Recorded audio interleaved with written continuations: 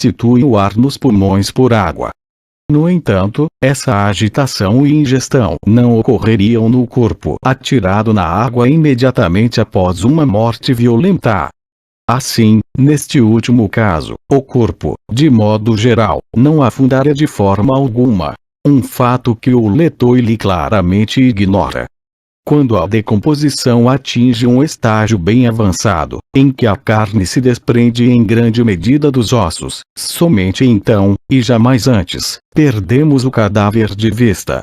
E o que dizer do argumento de que o corpo encontrado não poderia ser de Marie Roget porque, tendo-se passado apenas 3 dias, o cadáver fora encontrado boiando? Se afogada, sendo mulher, ela poderia jamais ter afundado. Ou, tendo afundado, teria reaparecido em 24 horas ou menos. Todavia, ninguém supõe que tenha se afogado e, se estivesse morta antes de ser atirada no rio, poderia ter sido encontrada boiando em qualquer período subsequente. Contudo, de acordo com Letoile, se o corpo tivesse sido mantido em seu estado mutilado fora da água até terça à noite, algum vestígio dos assassinos teria sido encontrado nas margens do rio. Aqui, à primeira vista, é difícil perceber a intenção do autor. Ele deseja antecipar o que imagina ser uma objeção à sua teoria, a saber, que o corpo foi mantido em terra firme por 2 dias, sofrendo assim rápida decomposição, mais rápida do que se estivesse imerso na água. Ele supõe que, se fosse esse o caso, o corpo poderia ter surgido na quarta-feira, julgando que apenas sob tais circunstâncias isso seria possível.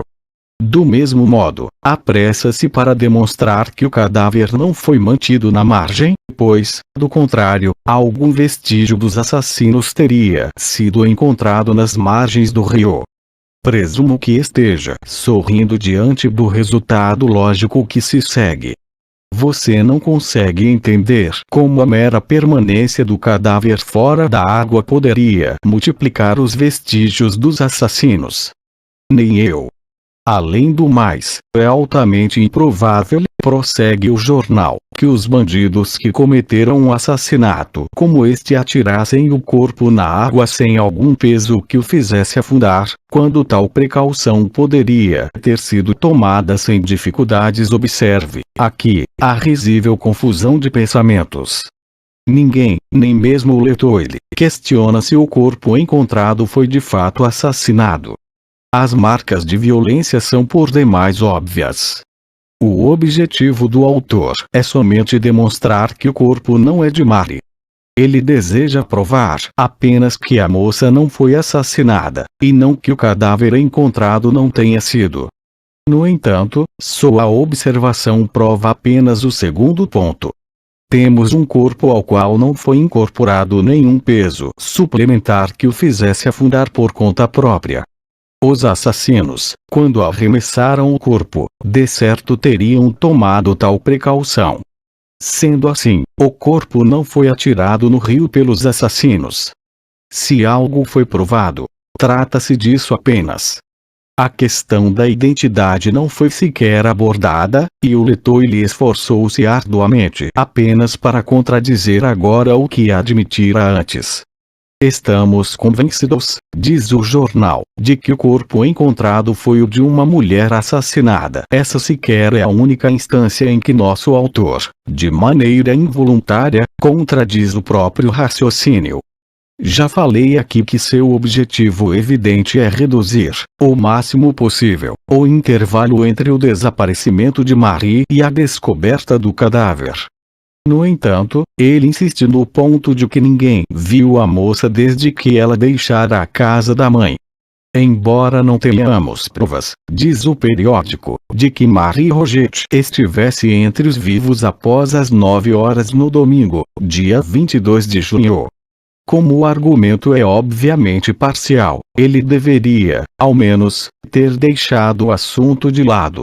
Pois, se fosse sabido que alguém viu Marie, digamos na segunda ou terça-feira, o intervalo em questão diminuiria bastante. De acordo com o raciocínio do autor, também teríamos reduzida a probabilidade de ser o cadáver da Grisette.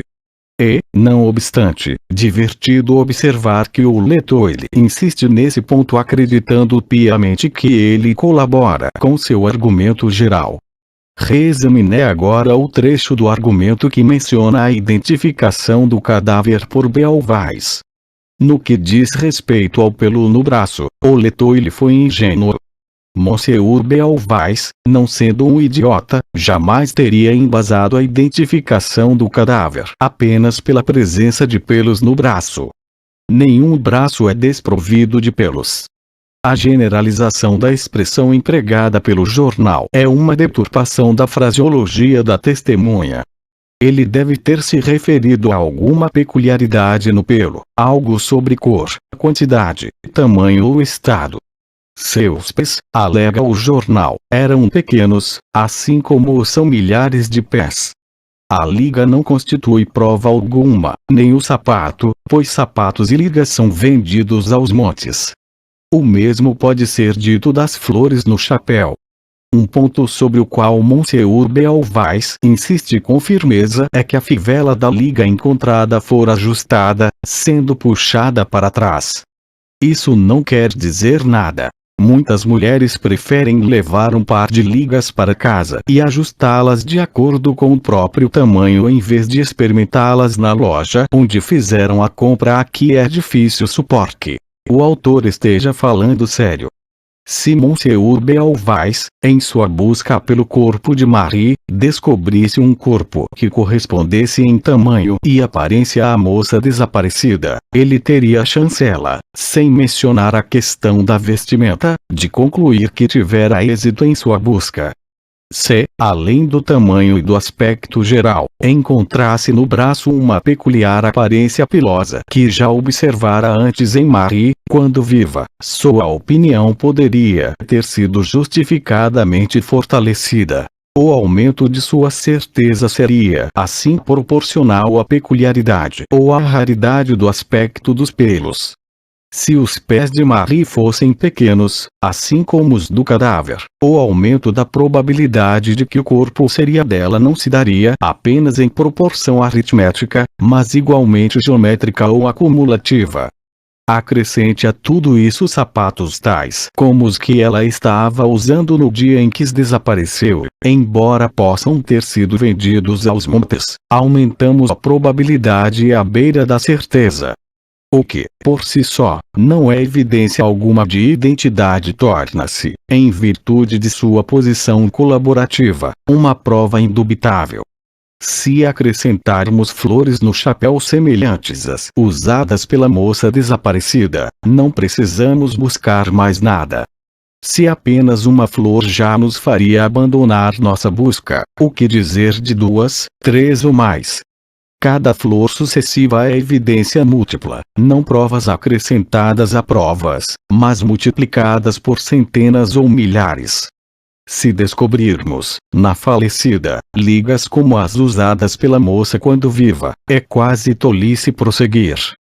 Porém, essas ligas foram ajustadas, presas na parte posterior por uma fivela, de maneira idêntica ao modo como Maria ajustará as suas um pouco antes de sair de casa. Chegamos ao ponto em que duvidar é loucura ou hipocrisia.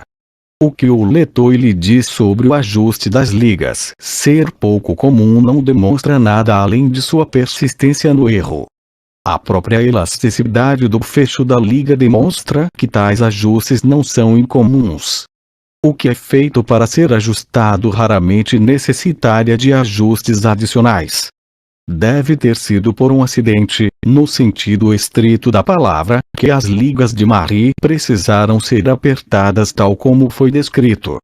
As ligas por si só teriam estabelecido sua identidade. Mas acontece que o cadáver não possuía apenas as ligas da moça desaparecida, ou seus sapatos, ou seu chapéu, ou as flores, ou os pés, ou uma marca peculiar no braço, ou seu tamanho e aspecto geral. O cadáver